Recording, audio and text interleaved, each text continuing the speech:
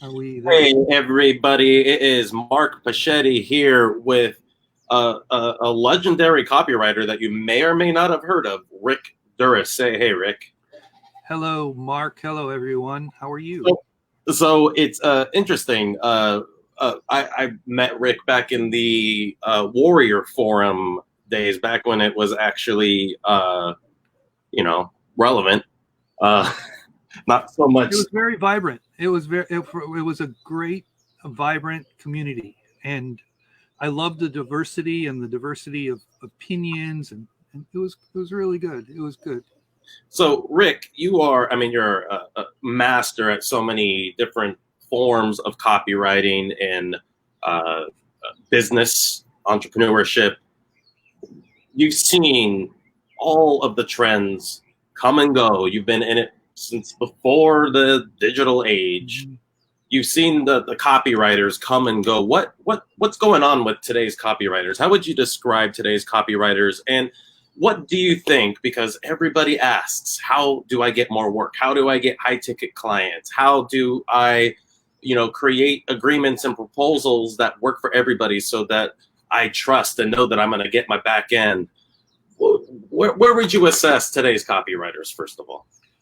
Well, I think copywriters are hungry, and I think hunger is a good thing. I think hunger is like a hyper valuable thing to a copywriter. And so, I was watching a video with Bruce Springsteen. The boss. Yeah, classic. And he was speaking at South by Southwest, and he said something really, really significant. He said,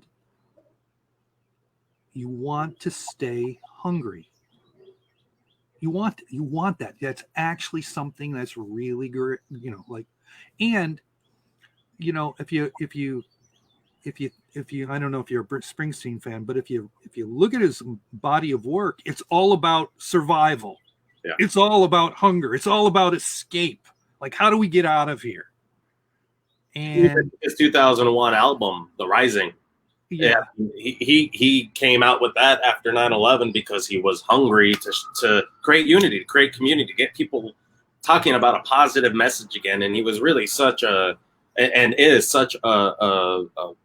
force and showing what desire can do in your life. I mean, at the beginning of his career was fraught with desire and obstacles, and his desire broke through.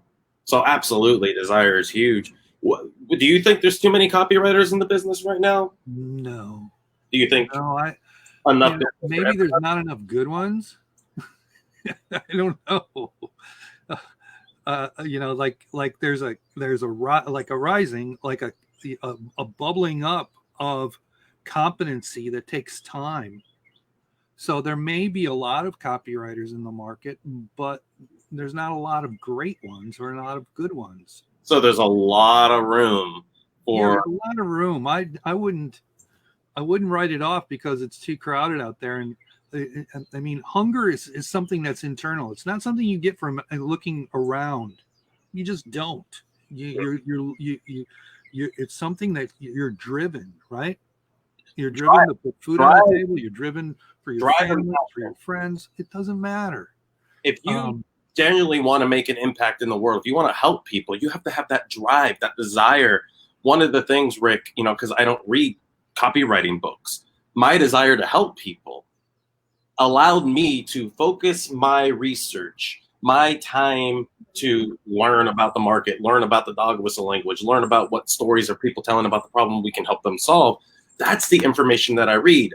Books that have nothing to do with marketing, nothing to do with advertising, interviewing experts in spaces. I used to put up ads on Craigslist just to get experts that I can interview and get their experiences with real clients, with real life situations. What are people talking about? And that takes drive. That takes desire. It takes going above and beyond. And if you're not going above and beyond, then why are you in this game? Because there's somebody else who is going to be willing to go above and beyond. Wouldn't you agree? You are one of them. You are one of them. I'm hungry. I'm just naturally I'm ambitious, and but in a very introverted sort of way. I don't like calling attention to myself. This video is like the first video I've ever done. Yep. Okay, so this is, I mean, you've never seen my face before. It's like, Mm.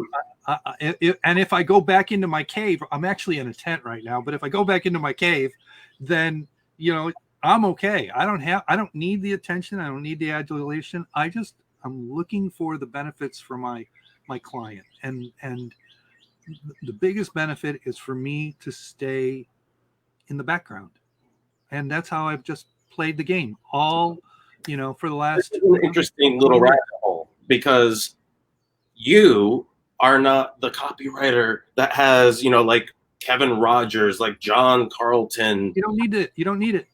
And so You don't need it. kind of tell us what you do, because what you do is so different than how 99.9% of copywriters at all different levels from junior to seniors advertise themselves. So what do you do, and how is it different? I'm more of a strategist. I'm more of a strategist. I will look at businesses or opportunities, and I will create jobs for myself. I will create proposals for opportunities that I see for a business that can blossom in some particular way. It doesn't, like I'm working with a hypnotherapy company in New Zealand. We've been partners for years, and this morning I said, he runs a training in New Zealand. It's very successful. It's like the top training and all this kind of stuff, but he has no membership program. And so I'm going, it's COVID-19. Trainings are going to be a problem. What's plan B? And so I think of plan B, and then we implement it together. Now, you probably see somewhere between, and I'm speaking to you, the copywriter that's watching this right now, you probably see a half a dozen ideas that you can get involved with every single day. They come through your email, right? I mean, Absolutely. It's just, instead of bidding on a sales page, create a project. Like, have you ever thought about this? And here's my idea about it. And, if you ghost me, no harm done. And I actually say that in my proposals. If you ghost me, my lifestyle won't change. My lifestyle won't change. But I do think that there's an opportunity for you as a potential client. And so that usually sparks something, because it's an approach that few do, because it really takes time to think through the opportunity. Mm-hmm. Okay. Another individual, also, like Justin Goff. I don't know if you know who he is, but Justin Goff recently said something like, what you can do is go out to ClickBank and create leads for everybody. And I agree with that. Go out there, look through their funnel, and create a lead. Now, in my case, and I actually created a product around this. I sort of was coaxed into creating a product. I don't create products for myself. I just don't do it. But I did this one time, and it was pretty successful, but it was about how to get clients. Mm-hmm. And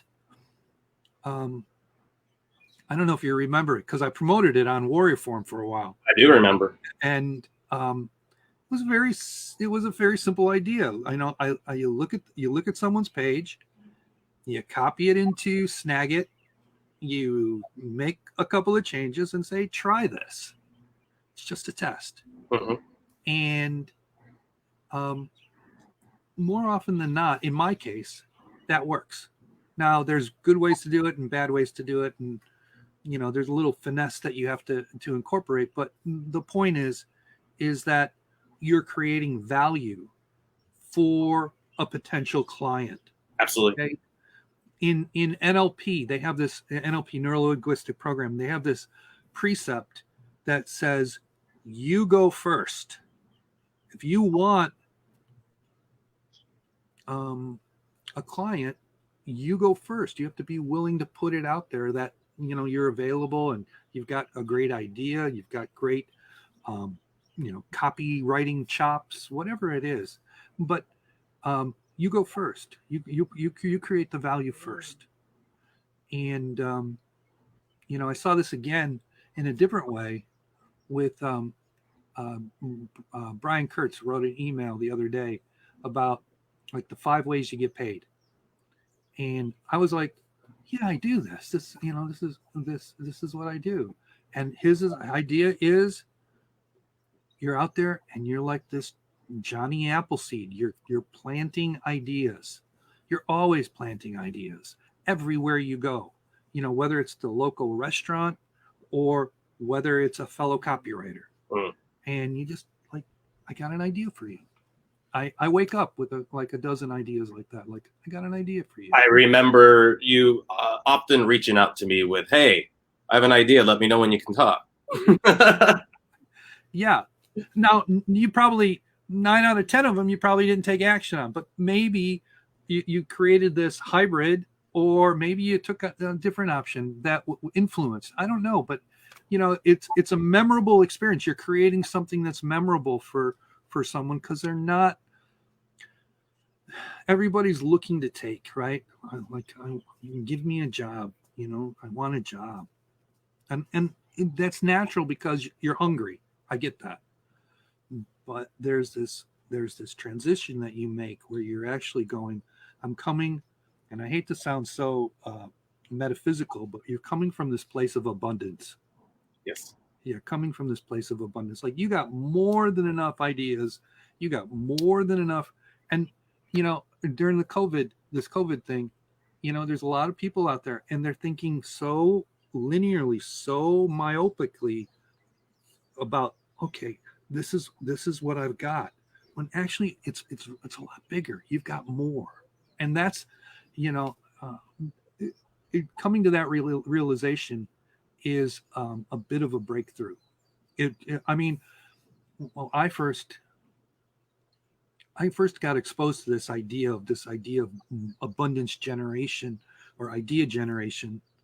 I got exposed to this from Jay Abraham back in like the early 90s. I went to a Tony Robbins Jay Abraham event, and I was like shell shocked for weeks, maybe months after. I was just shell shocked that I had been, you know, for the first, you know, like 15 years of my career, and I was a software developer at the time. I was so myopic. I only had one strategy, I had only one strategy at the time. It was a referral strategy. And by nature, referral strategies are flawed because the business is always fluctuating, right? Like, some days it's feast or famine. That's the way it is with referrals. So the idea that you're transitioning into more of a system, or as they call it today, a funnel, I mean, that's a breakthrough. That was a breakthrough. But to be the fuel for that funnel, the fuel for that breakthrough is ideas, an abundance of ideas.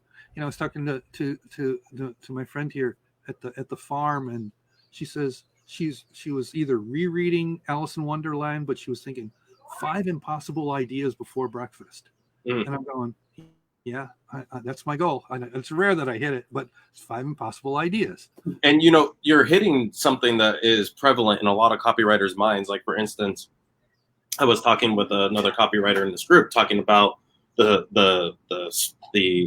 amount of deliverables, if I can get the word out, that I have for a specific project. It's Facebook ads, 5 advertorials, 5 different quizzes, a webinar registration page, lead magnet page, pitch page, which is a VSL, but then testing that VSL against a webinar, checkout page, upsell 1, 2, and 3, which I also developed and have to write the product side of it on top of that. Then the emails, you know, the abandoned cart, the nurture, you know, it's like there's all of these deliverables on top of that. I have to write an extra 5 leads for the main pitch page because we want to have lots of tests. Now, if I didn't have drive, like you talked about in the beginning, and I had a one or two ideas that were really good that I can play with, I would freak out. I would freak out. How am I going to do this? I only have 2.5 weeks. How am I going to do this? Mm-hmm. How am I going to create it, write it, and then write all of these other deliverables so that we have plenty to test against and do it on time, on deadline, and know that I am the one that has to take initiative, not them. That's because exactly what you say, I make it an absolute priority to sit down and start writing down ideas. And all of these ideas can be different hooks, mechanisms, causes, just all, like the chef in the kitchen, get all of your ingredients in front of you so you know what kind of a meal you can make. And what you're saying is one of the things that I'm not seeing nearly enough of in the industry right now with newer copywriters. It's more like, I need work, pay me, not how can I show up with value and demonstrate taking that first step, as you talked about, so that you want to reciprocate and give me work based on the value that I showed up with, took the initiative to give.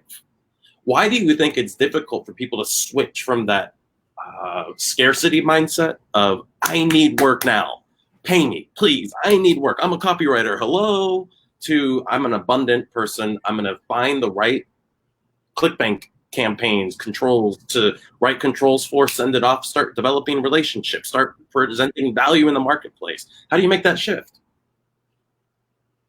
I don't know. I'm sorry. I'm at a loss. It's up to you. I'm, I don't come from scarcity, so it's very difficult for me to put myself into that place. I have the hunger, but the hunger is not about getting a client. It's about making a difference. Mm. Okay. I don't, the client, it's, when the opportunity comes by, I look at it and go, am I a fit? Is there somebody better? A lot of times I'll pass. I'll say no. And what gives me the power to say no is not just my experience, but the idea that, Richard Branson, he said something really brilliant. He's like, opportunity is like a river or a bus. Opportunity is like a bus. There's one coming in 15 minutes. So if you have that mindset, the next opportunity is just going to come by and you get to bid on it, or you get to, somehow show up with an answer or a solution or some copy. You've got that abundance that another one's going to come by. Your life is a joy, and it shows up. Like like I was talking to somebody the other day, and he goes, "You are just like joyful," and I was like, "Really? Tell me more," because because I'm not like that. I'm not this happy, giddy kind of thing. But he goes, "I want to talk to you." He says, "I want to talk to you because you seem so happy." And this guy was in technology, and technology is very stressful and stuff like that. And I'm well aware of what he was going through. But we had talked, we had done a consult, and it was enlightening for me that how you show up for an opportunity makes a difference as well. So, in other words, your attitude is a very broad, very vague type of thing, but the attitude of being there for somebody and being, I have your back. I'm your copywriter. I've got your back. It's going to be okay. Those are words people appreciate. Huge. And, it's rare that I say them because I pick my projects. Like another expert, what was his name? Gosh, Gary Bensavinga. Mm-hmm. He, everybody's like trying to, go, oh, I'm going to beat Bensavinga. Why was Bensavinga so successful? Because he picked his projects. He picked the projects he knew he could succeed on, he could win with. Yeah, the other projects he couldn't. So I guess what I'm saying in a nutshell is, even if the opportunity bus is coming along every 15 minutes, it pays to be discriminating. It pays to be selective. And if you have that mindset, um, this abundance, I've got more than enough ideas. There's more than enough opportunities coming by. Now you can go, am I fit? Do I really have the best idea for this guy's project? What can I do? What can I do such that I do have that, whatever it is, gravitas or portfolio or whatever it is, what can I do to sort of prove that I'm the guy? Now, and that's awesome stuff, because a lot of copywriters are just, I'm going to take whatever I can get. And you mentioned feast or famine. So when a copywriter's in famine, oftentimes they're just, I need work. Post up in this job board, post in this job board, post in this job board, post in this job board. Then you go to their page and you're not seeing any leadership demonstrated. When you talked about a minute ago. And I can't say this enough. And in fact, I don't even think I've ever put words to it like you just did, that clients want to feel like it's okay. You're okay. We got this. I got your back. You got me now. Mm-hmm. We're going to do this. They need that confidence, reassurance. Especially the newer marketers in the industry, the ones that are sort of feeling their way, and they don't know quite what they're doing or how they're doing it. They're just, they're doing the best they can with what they got. And so I would, those kinds of projects often take like this circuitous path up the mountain of success. You got to be with them, with those, you got to be like their trail guide. If you're able to be their trail guide up there, you're going to have a client for life. Yeah. Seriously, you're going to have a client for life, because they'll never forget it, and they'll always rely on you. And even when they try out other copywriters, they'll have you in mind. They'll have you in mind. Absolutely. I'm sure you've seen that too. Like, you got a big name in the industry. They're testing multiple copywriters. It's not necessarily a competition between the different copywriters. It's more of which promotion is going to work. So it's not something you take personally or anything like that. Well, it's just what you were talking about earlier. Most business owners are under the impression that most copywriters could really only show up with one big idea.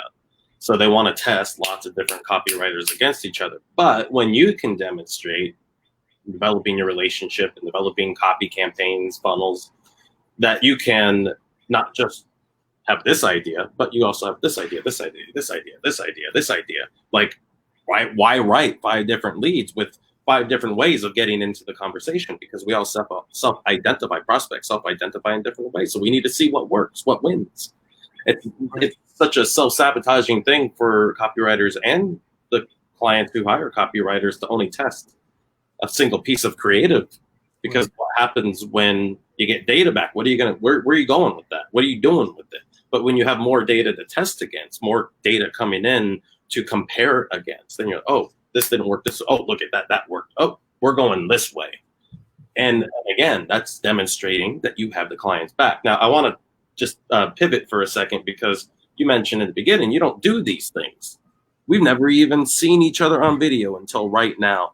You know how to work in the shadows, so to speak. How did you develop networking relationships where you had other copywriters procuring the business and you doing the work? It was just, I developed really tight relationships with copywriters. There's a lot of trust, and I have ideas that are good, and that's pretty much it. I mean, I don't like to call attention to myself. That's just if I've got to pay attention to how I look, how I act, how I dress, or how I, whatever. I, by the way, this is a little screen here. I'm in a tent. Actually on an off-grid farm in Hawaii, and the wind is blowing. It's like I'm in an army tent. It's like a MASH unit. We've got like 3 of these MASH unit tents. They're huge. They're 900 square feet, and we've set up camp, and we're got 9 acres, and we're building it out. We're self-isolating, and you're on the Hilo side, yeah. Yeah, we're on the Hilo side, the Puna side, and I've been here for 9 months. But to go back to your question, and so it's a little bit like when the wind comes, the tent breathes. It looks delightful. I love the trade winds. Yeah, so it's one of those days, and so no big deal. Anyway, what was the question? Networking, getting an army of copywriters who are. I don't have an army. You don't got to worry about how you look. You don't got to worry about if. Yeah. You got a zit on your face because they're doing it for you to get the work. Yeah, and it's not that they're doing all the work. Like I'm writing the emails, I'm writing the books, I'm writing the webinars, I'm writing all of this stuff. It's just that I don't care. I literally don't care if I get the credit. I just want to see it convert. Yep. I'm like this, like, okay, did it convert? How many sales do we get? Oh, too bad. Okay, let's try this. And you're constantly, but the fact that I'm not the face person is actually a benefit for me because, I don't have to, I have maybe a meeting a week where I have to show up at a particular time and actually do something. Most of my things are just off the cuff, Skype or Zoom or whatever it is. And it's very spontaneous. I learned long ago, there's a guy named Thomas Leonard. And Thomas Leonard, it was an abundance attraction coach. He came up with these groups, this list of 28 laws of attraction. The 28 laws, you can Google this. But it was profound. This was about 15 years ago. The man passed away. But one of the things he said is you don't want to be a slave to time. You don't want to have to show up. Yep. And I took that to heart. I took that to heart that said, if I could just write for 5, 10, 15 hours a day, if I could just write, that would be amazing. I would be in heaven for me to do my research and whatever, and just kind of work with people and, do this. And, you're moving, you're bobbing and you're weaving because you got multiple clients, you're juggling a little bit, in terms of deadlines. But for me, it's more efficient, it's more effective. And so I don't, I do get clients for myself, like where I work one-on-one, but they end up transitioning into more of a partnership or a business endeavor, and so I have a lot of those. I'll give you a case in point. I have this financial advisor, and he only works with ultra high net worth investors. He's a wealth manager, and he's struggling. He's just struggling, especially right now with the dip in the stock market. Everybody's got their money on the sidelines. And hold on one second.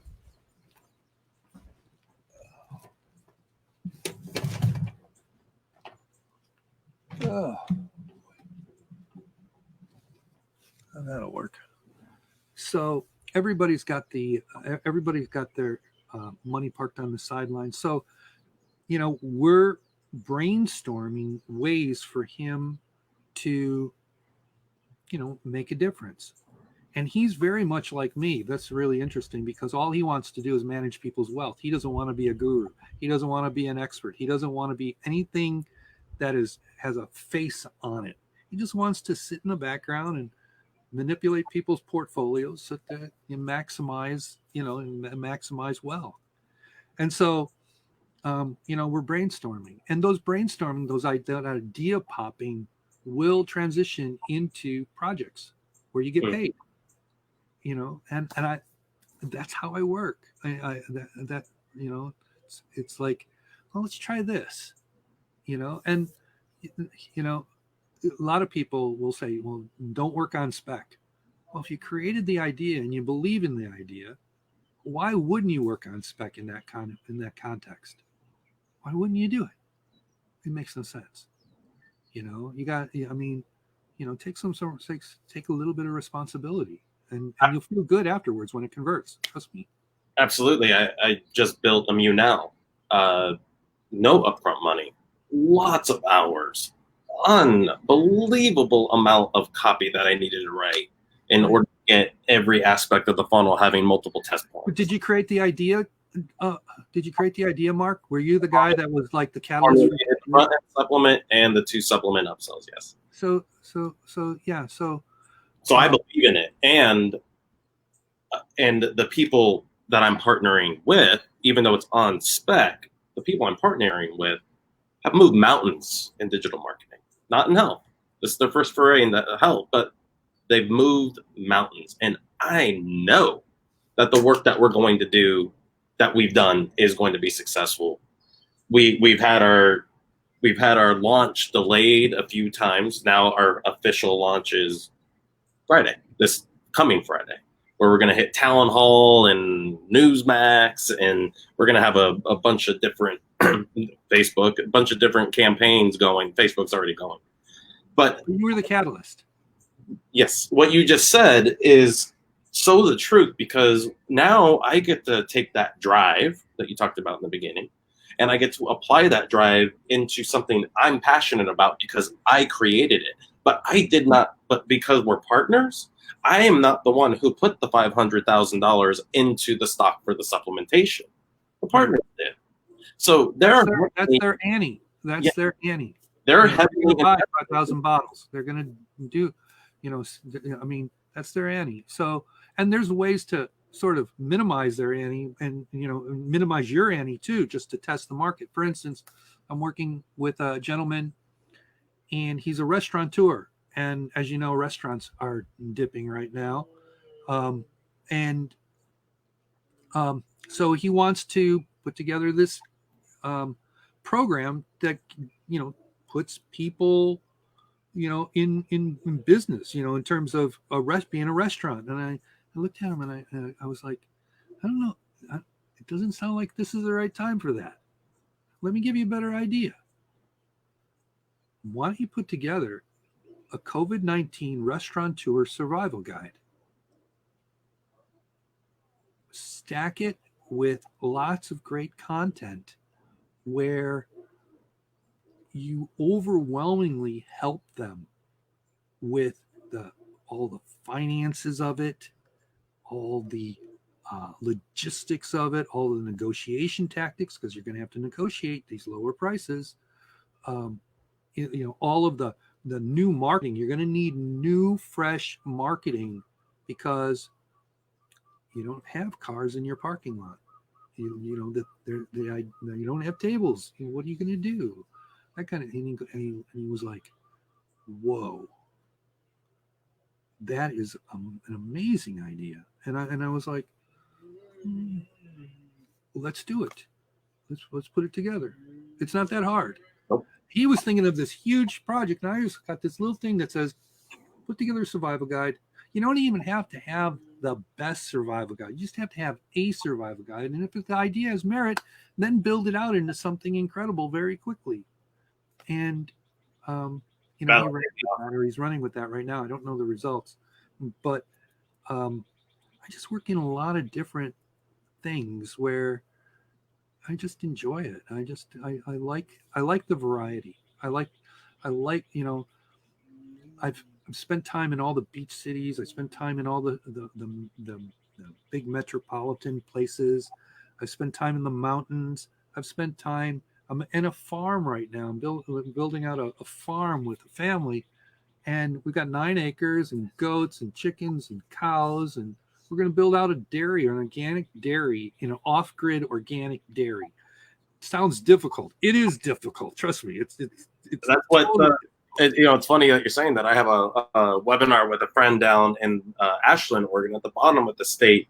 The food chain supply is breaking, and so he wants to do what you're talking about. He put together a booklet about how to turn your yard into a thriving garden, and then how to get involved in your local food chain supply where you're bartering.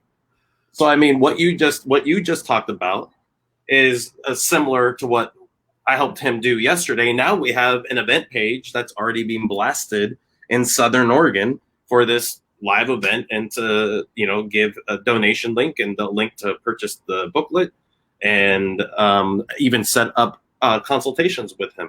So, but yes, it's ideas that drive, because without the ideas, what are we creating? Right?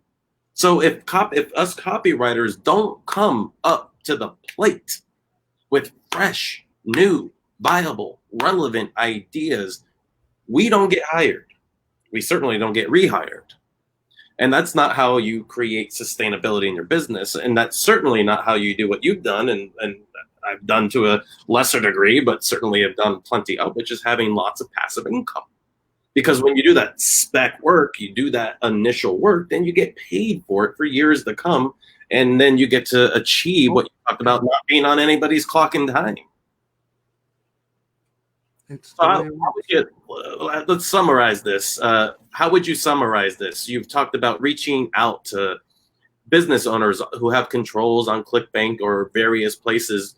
Write leads, send them off, take the initiative, take the first step, develop relationships. Develop an army of people just like you. Maybe they can do the work for you in terms of getting the clients. You guys split it, and you can decide who's doing the majority of the work. Trust me, the idea of having an army of copywriters that are feeding you work is an impossible thing. I just want to go on record and say that you can't do it. Okay, if you're anywhere near good, you're going to get this avalanche of work. And then you're going to stress out. If you have one relationship like I've got, if you have one, it'll last you for years. Just one, just one where you're actually producing great copy, great work. But to summarize, think about this. Think about a business model where you have this hunger. Like, hunger is a currency. And for me, it's a currency. It's a real, how hungry are you for this? Okay. Think about the opportunities. And instead of looking for copywriting projects, look at it in terms of opportunity. What opportunities are coming down your way? What opportunity buses are coming down your way where if you applied your skills as a copywriter, as a marketer, that they would, they would appreciate and they would make money. In terms of a business model, one of the things that I got, this was 30 years ago now, again, was from Jay. And it just makes so much sense. If you come with a proposition that says, if I make you $1, will you give me back $0.25? That is a very fundamentally beautiful proposition. I love it. You can add all sorts of contingencies to it and all this, but it's core. If I make you $1, would you give me back $0.25? Now, it may not be $0.25. It may be a dime. It may be a nickel. Okay? That's negotiable. But the basic premise that you want to provide value, that you have an idea, you have some copy, you have something that's of value that would help them make more money. Think about that. Think about that opportunity bus coming by, and instead of being copywriting projects, just be opportunities. You see a, you see an email that could have been written better. You see a lead opportunity for someone. You go, wow, I bet you either they've thought about, this is what goes through my mind. Either they've thought about it because it's such an obvious idea to me, or they haven't executed because they don't have the words to describe the opportunity. And so doing that, you're implicitly creating value, and then they'll say, well, we'll be in touch. Mm-hmm. We'll be in touch. And so you got that. And so the currency that you're working with is your time. You're working with your time. How much time do you have to go out and find these opportunities? As a copywriter, I'll give you another business model. Basically, you're doing four things. You're out there scrounging for clients, you're writing, you're managing clients, or you're sharpening the saw. Those are the four things that every copywriter does. But what if you could take one of them away? What if you didn't have to scrounge for clients? Well, then you could spend more time writing, managing clients, and sharpening the saw. And that's basically what I've done. I'm not the kind of guy that goes out there and does presentations and does guru stuff and all that kind of stuff. I just don't. I have no. Well, you're really good at it. Well, being in the background, working with all these, celebrity gurus, you're kind of like, you pick stuff up over time. You pick stuff up over time. I mean, you spend enough time in real estate pitch fests, you pick stuff up that sticks with you for a long time. And so that's another like component of that in terms of what I do is I try not to get clients so I can spend more time on managing the clients I already have and making them more successful, sharpening my own skill set, and actually doing the writing. Yep. Does that help? Oh, dude, that's huge. And I hope everybody's listening, and we're going to put this in front of a bigger audience because you need your voice to be heard. What you're saying is a breath of fresh air. First of all, the fact that you are constantly leaning on value, leaning on drive and passion, taking initiative, making things happen, creating opportunity. There are so many things that you have dropped in the last 42 minutes that people, copywriters, can be utilizing now and changing their circumstances today or tomorrow. I appreciate that. Thank you. So one more question, and I'll let you go so you can enjoy your day in Hawaii. The drive aspect. When you're and you haven't, but you're not coming from that place of scarcity. But when we know that a lot of copywriters are coming from a place of scarcity, how can they show up? How can they organize their day so that they know how to give value? So I'm going to spend an hour here. I'm going to be researching controls and writing leads. Okay. So how long should they be doing that? What kind of results? How many of those do I need to do as the average copywriter? And then secondly, there's the idea that maybe I'm not ready. Maybe I haven't sharpened my saw enough yet, and I'm not getting those results. I'm doing what Rick said. I'm doing it. I'm writing leads, but I'm not getting results. Mm-hmm. So how do we not take it personally? How do we keep reaching out, and how do we organize our day? Right. So you got to get comfortable, number one, with being ghosted. Okay. You send an idea out there and you don't get any response, like crickets. You got to be comfortable with that. If you're a direct marketer, you got two things that you're working with. Number one is you're going for a reaction. You're going for a reaction. That's all you want, and hopefully it's the reaction that you want. So you got that working for you. I lost my train of thought. So let's. So let me shoot. Organizing the day.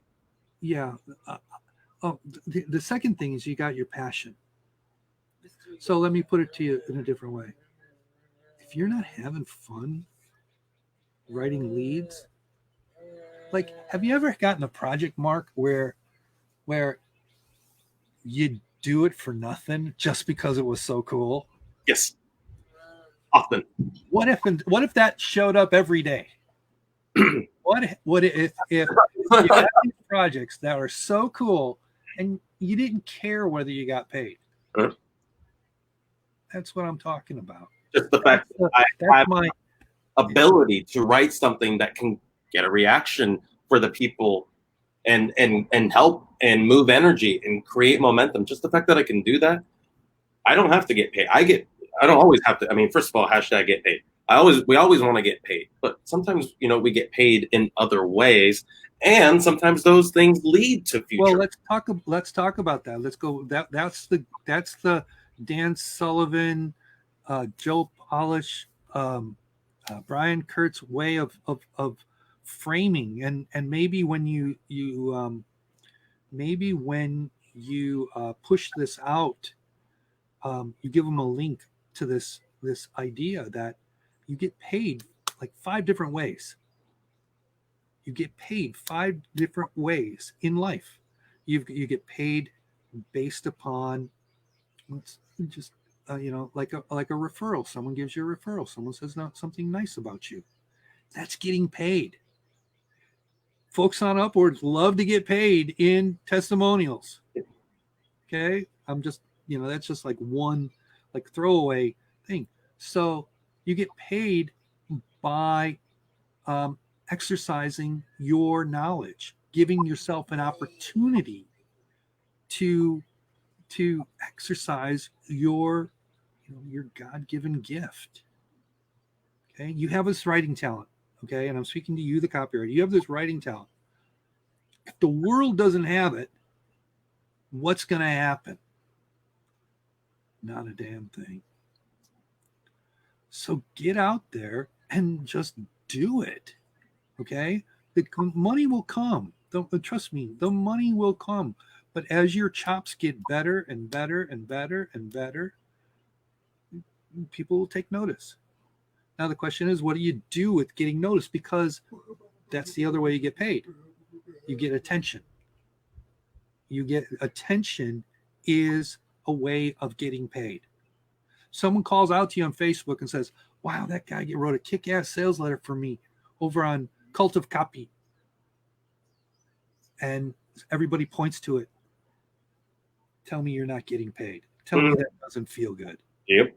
You may have done it for free, but in terms of cash, but you got paid. Okay. And the third way is you want to enhance. Okay. I'm not talking about adding value, but when I do this on a regular basis. I'll walk into a place and I'll see something that's off, and I won't make a big deal because I'm not that kind of person, but we'll make a big deal about it. I'll go, if you changed your sign to say this, you'd get more customers. Or if you moved your sign over there, you'd get more customers. And they don't know what to do with me at that point in time because they don't know who I am. But it's true. Like I'll walk in and go, and so sometimes I'll go, do you need more customers? Now this was before COVID, before everything broke down. But do you need more customers? I ask that, initially, and usually it's like, yeah, okay. I do this regularly with waiters. Waiters, I love waiters. I have such great relationships with waiters, and I'll go, do you need more tips? Do you like Have you ever really thought about how to get better, bigger tips? No. Well, what if you could? What if I gave you? What if you were able to double your tips in a day? Would that work for you? And no. And he goes, well, tell me more. Tell me more. And I'll go in and I'll just go that. So, well, I'll give you the tip. I'll give you one tip. There's like I got 15 of them. That, but the tip I'm thinking about right now is you carry little pieces of candy, just little pieces of candy, and at the end of their meal, you don't put them in a bowl up at the counter. You hand one out individually to each person. It's a personal touch. And your tips will go up because of that little piece of candy. Now that's like a conversion tactic, right? That you're using in like brick and mortar sort of places. But it works. And if you're a waiter, try it.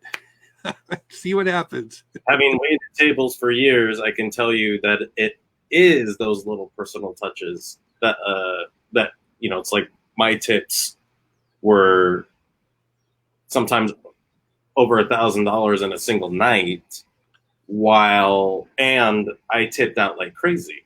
I tipped out my runners, my bussers, my cooks, my preps, my hostess. I made sure that everybody worked harder for me, and I incentivized them. And therefore, I made way more money, and therefore, the money I gave them. Oh, that's an interesting one. That's an interesting money that they got from all the other waiting staff combined. Mm-hmm. That's why my food went out faster. That's why my drinks came out faster, bartender.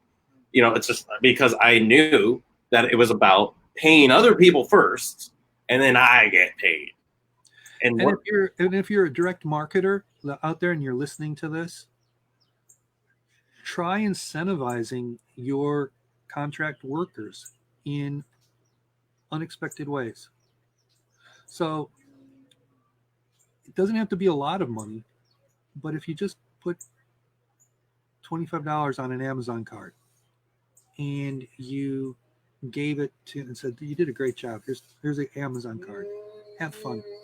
Now, the project may have been worth $1,000, let's say $10,000, whatever it is, but that little touch, they will look for it the next time. They will look for something. They want that little jackpot moment where, they know they're feeling appreciated.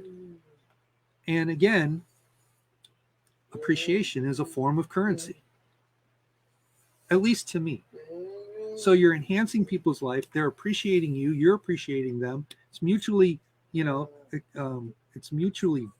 valuable. And I just think, that's my standard operating principle. It's like, have you ever gone into a McDonald's and, all the tables are busy except this one, and the one's got, someone's trash on it. The knee-jerk reaction is to ignore the table, wait for the server or wait for the person who cleans the tables. But what if you clean the tables? What if you did that? What difference would it make? I will tell you it will make a profound difference. It makes a profound difference.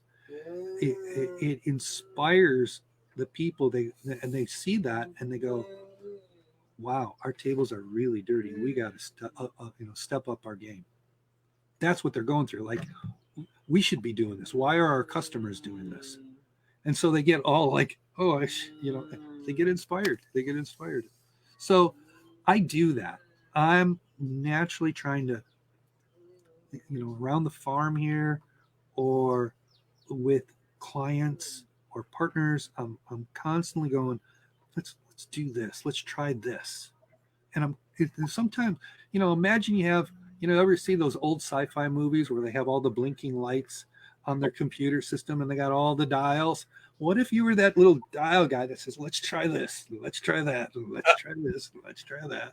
That's what I do, but I do it with words. I do it with ideas. I don't do it with design. I'm not a very good designer.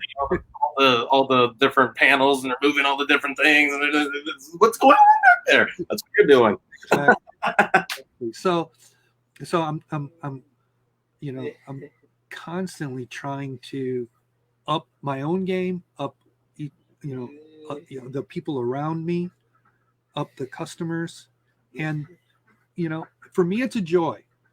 For me personally, I'm a workaholic because of it, or inspired by it.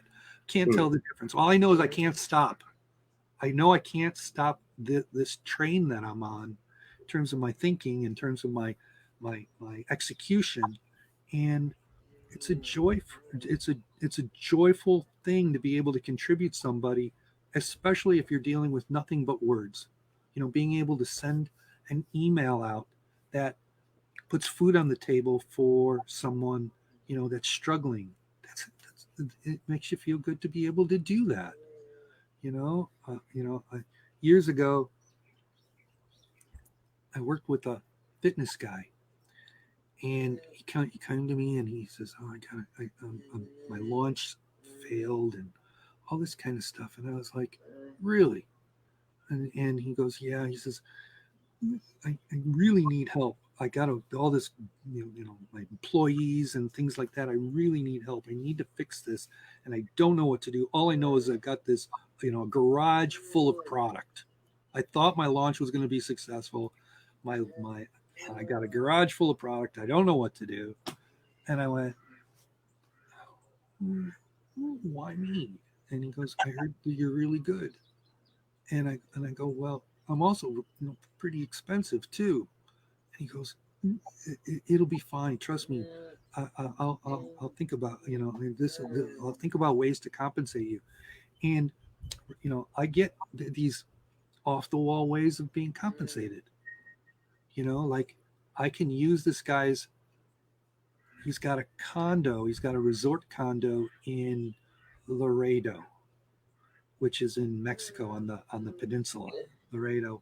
It's about a few hundred miles north of Puerto Vallarta, and so I get these projects. I'll give you. You can go there. You for life. For life. I'll you just tell me when, and I'll make it all happen. And if you don't like that, I can get it swapped for another location and all this. And I was like, okay, he really needs help. He really needs help. And I went through it, and I wrote a kick-ass letter that converted. It was amazing. It was great. He was overjoyed. And then 3 days later, his face person dropped out, like it was a celebrity face person.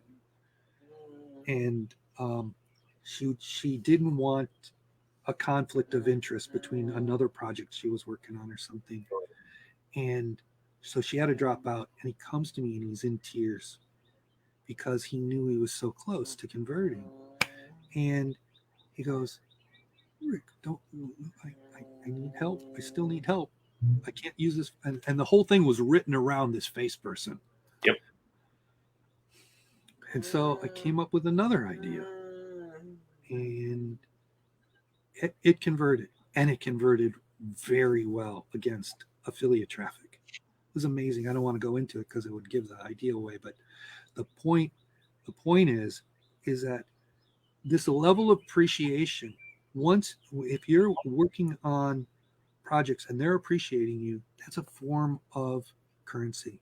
So you've got a referral currency, you've got testimonial currency, you've got appreciation currency, you've got all these things that bring joy into your life. I think that's a cool thing. I mean, and it's self-perpetuating. Is this context too metaphysical or too abstract? All the different ways of getting paid are so important to acknowledge. And likewise, waking up every single morning excited about being able to write copy, about being able to come up with new ideas, about the unknowingness. We got the coolest job in the world. It's amazing. We got the coolest platform. I'm on 9 acres. I'm in a tent. I've got a huge system. I've got, screens all around me, and I'm in this tent because we don't have a house yet, and we're going to build a big, house. But first, we want to get the farm started, so it's a priority thing. And and I write for survival. Like the survival market. How cool is that? I'm actually doing this rather than sitting on the beach in Newport, and so when this was presented to me, I went, oh, this is going to be good. I'm going to learn all so. You know how you step into the shoes, like into the moccasins as a copywriter, you're trying to take on the avatar that you're writing to. I did that here. So I'm actually, we're prepping the land. We're this whole COVID thing. I shouldn't say that word. You probably want to edit it out. But this whole period that we're in, it sends thoughts through your mind like, okay, we're in survival mode right now. What do we do? What can we do? It's a different way of looking at it. And so stepping into the shoes, that's a form of currency for me. The opportunity to spend time on the phone with other people's customers, that's an opportunity for me, because I would have never have come up with the idea. There are so many, like, ideas are a form of currency. There's all this currency out there that you get paid in, or that you pay people with. And it's, for me, it's a joy. It's a joy to work with clients. My clients are the best clients. I wouldn't trade them for anything. And my partners are the best partners. I wouldn't trade them for anything either. I totally resonate with that. I feel that about mine as well. And what's interesting when I'm listening to you, and I wanted to express this, I've made, it's not even a comparison, I've made infinitely more money based on my performance than I've gotten paid to get retained for my work and my writing. It's, for me, and this is something that I learned from you back in the day. It's not just writing the copy and getting out there and be like, now go out there and be somebody. It's working with them until it works. That's what's satisfying. Exactly. That's the satisfying part. Mm-hmm. It's tilling the land here. We, pulling the weeds, getting it all prepped. I mean, it's a lot of work. I'm changing context specifically because it's when you're in the weeds of it, it feels frustrating and it feels difficult and all these kind of things when you're writing the copy, when you're trying to get clients. But I'm hopefully trying to change your business model such that you look at all these forms of currency that you've got, and you may have current forms of currency that, like, the most fundamental form of currency is experience. If you're a new copywriter and you haven't written and you don't have your first client yet, experience, if you got that experience, that's a form of currency. You can take your work product and you can leverage that work product and find another client like that, and another client after that, and another client after that. It's that fundamental. I don't want to say it's simple, but it's that fundamental. And another form of currency that we participate in is knowledge. So we're trading knowledge back and forth, knowledge of the market, knowledge of each other, knowledge of execution, like what's the best way to execute. These are things you can't pick up from reading a book. You can't. It's so difficult reading a book and trying to apply. You're better off diving into the deep end of the pool and learning how to swim fast. And the way you do that is you say, if the kind of compensation is there, great. If the compensation is not there, when I say compensation, I mean financial compensation. If the financial compensation is not there, then what other kind of currency can I work with here? Mm. What other kind of currency? I was talking to another guy He's selling solar right now, and he'll and my price was too high for him for it was like emails or something. And I was and I was working with him. I wasn't negotiating. I was like going, I can't work with that, but tell me more about what you're going on. And he goes, I'm a new business development manager, and I'm working with these engineers. These engineers own the company, and they're very difficult to work with. And I'm like, really? Well, okay, so maybe maybe you give me a shot at your website. Let me redo your website. Simple things like that. These people are new. These people are new. It's fresh. They're fresh in my orbit or on my radar, and I'm looking for ways because I know they don't have the money or they don't respect marketing right now. So think about that. Think about the opportunity of that. You got these engineers, they run the company, they've never marketed because they're always working out for referrals. And like you as a direct marketer, as a copywriter, that by inserting marketing into their business, that you could double or triple their company. If you knew that and you started off with this little, for lack of a better term, rinky-dink set of emails that you're working with, that you can ultimately leverage into this way of really doubling or tripling the size. And I've got ideas for solar. Trust me, I got 5 strong ideas for solar that, quite frankly, one of my projects was to figure out, Elon Musk's business model for solar city. And so I'm sitting there going, oh my goodness, this is how he grew so fast. And I'm like going, this is a slam dunk for me. I can do this. And so, but you start with something small, and maybe they have the money to pay for it. Maybe they don't, but you see the bigger opportunity. The bigger opportunity. So I'm always looking for what's the bigger opportunity. And then yeah.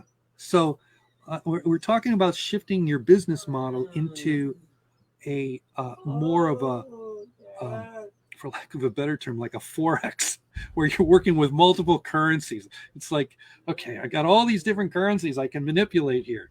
Okay. You don't just have to get paid with cash. That's, I guess, the key takeaway in terms of this meeting today. You don't always have to, and sometimes it's better if you don't. Always look at the big picture. It's not always the, I didn't get paid for this, I didn't get paid for that. Well, you got paid. That sounds like a heartbreak, doesn't it? Yeah. But you learned something. You learned, like what doesn't work. You learned like what pitfalls to avoid. Like for instance, you're working in like a membership site. Like somebody's really trying to build their membership. Like a lot of membership sites out there. Okay. They're missing the big picture. 99% of these membership sites can be double, triple, quadruple their size if they did just one thing. If they move the finish line to a year down the road where the client or the student or the member has been in their program for a year. If you do that, if you move that finish line, then you'll guarantee pretty much like 90%, like a lifer. Okay, someone who stays in for life. But you've got to think about that end thing that says, okay, how do I get them to consume the value that I've created? If you move that, and so that instead of saying, I need more members, take the members that you've got and really work with them. Mm-hmm. And as each new member comes in, really work with them such that a year down the road, they wouldn't quit if you I've got some members, some people. Normally we want to meet once a week. These people, they can't get enough. They want to meet 3 times a week for 3 different reasons. Like we've got 3 different focal points every week. We can't kick them out. I mean, they've been in since the inception, and they're paying, $100 a month, something like that, and it's a joy to be around them. It's a joy to participate with them. Um, like I said, I'm constantly in a state where I'm trying to help people. I'm trying to create value.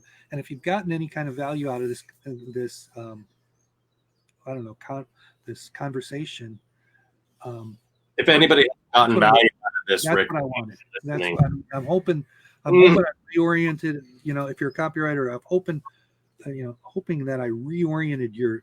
I don't know if someone passed by me that said, "Hey, Micaiah, I'm still on the phone. Okay."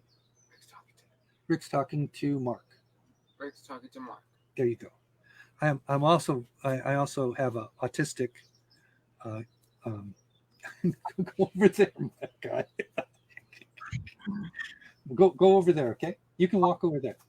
He likes to walk. He paces back and forth, and sometimes he gets in the picture. He's a wonderful. You want to talk about joyful? This guy is joyful. From the moment he wakes up, he's joyful. He's in his mode, and I've learned a lot from him. Quite frankly, I've learned a lot from him because he's joyful for no reason at all. And you'd have to admit that he's got problems, but he's still joyful. Rick, back in 2014, I think it was, you said something that I actually printed and put it in front of me. Is it memorable? Like when you've written it, is it memorable? Can it be iconic? Is it memorable? Does it get underneath the skin? Yeah. I think what you dropped today is memorable. Well, I think that you have that memorability factor. And I really appreciate you taking the time to do this conversation with me and drop so much knowledge and insights and actionable steps for copywriters who really want to make something of themselves and get away from scarcity and tap into the kind of abundance and all these multiple forms of getting paid. I mean, it opens up the mind so much and helps us see and how we can get paid this way and leverage this currency to get that currency and this currency to get that currency. And then this currency builds the money. And so I really appreciate that because that's truly memorable. And it's something that every copywriter well, right now who has you caught me at a good time because, I read Brian Kurtz's email. And if those of you don't know who Brian Kurtz is, he used to be the either the president or like he was in a very high up position at Boardroom, which is one of the top direct mail mailers from long ago, and he's on his own. He does masterminds and things like that. But he dropped that, and I was like, I'm not doing enough of that. I'm not sharing my knowledge with with a broader group of people. And I've collected a little bit of it over time, and I've experienced a little bit of it over time. And he inspired me. And I was like, I do this, but I don't share it. I don't do it with other copywriters on a bigger scale. And I thought, and then you and I got talking, and I thought, oh man, should I come out from my cave and I thought, well, let's do it. There's no harm in it. And so if you got value today, if you were appreciated, let Mark know. I let give do the thumbs up or whatever it is that you do. Send him an email, that kind of thing. Maybe we'll do more. I don't know how this will be interpreted. Hopefully, everybody who I've mentioned today, hopefully I've done a good job and said nice things about you and you feel appreciated, because all the people that I've talked about today, I appreciate them greatly. They've advanced me over the course of decades now. And, I want the same for you guys. I really want the same for you. I think if you're a copywriter, if you're a direct marketer, if you're a business owner, especially right now, I want you to succeed at whatever your calling is. And I have got a particular model that I use. It's not very hard. It's memorable, but it's fundamental, but it's not necessarily simple. And so it takes a little bit of time, and it takes a little bit of initiative, but I know you can do it. I know you can do it. I've seen people do it. Mark did it. Mark is one of the people where, I don't know how he got started, but he definitely got into a mode where he was, performing at levels that were very quick, very rapid for you. Like you were starting to make a difference with people very quickly. Yeah, and you know what, Rick? I remember sitting outside of Noble Coffee down in Ashland, Oregon, a handful of years ago, and I was actually disappointed I didn't get a certain client that I was actually excited about. And you know how you were talking about the opportunity bus every 15 minutes, you said, next! And I remembered that forevermore. Anytime something didn't turn out the way that maybe I anticipated a little too much, next! Next. Immediately opened up my energy for that next opportunity bus, that next big opportunity. That's the big takeaway. That's another big takeaway. The next model. Yep. Unfortunately, Ariana Grande, thank you next, ripped you off, but we all know where it originated. Actually, I think I picked it up from the pickup artist community. Oh yeah. The pickup artist, like when you get rejected by a girl, like next. There's more than enough of them out there. Like, so I used to write. The pickup community has died fundamentally, but back when it was hot, I was in the background writing all this crazy copy. One of the most well-known copywriters you may not have heard of, Rick Duris. Thank you so much for spending this hour and 17 minutes with us. And I really hope that we get to do again. And we're going to get this in front of a lot of people because copywriters all around the world need to hear this. So thank you so much. And we'll talk soon. Yeah. Thank you for listening. Thank you, Rick. And thanks everybody for watching. And please ask any questions. Let's get him excited. Let's get Rick excited about doing this again. So thank you so much. All right. Take care. Hey, ditto.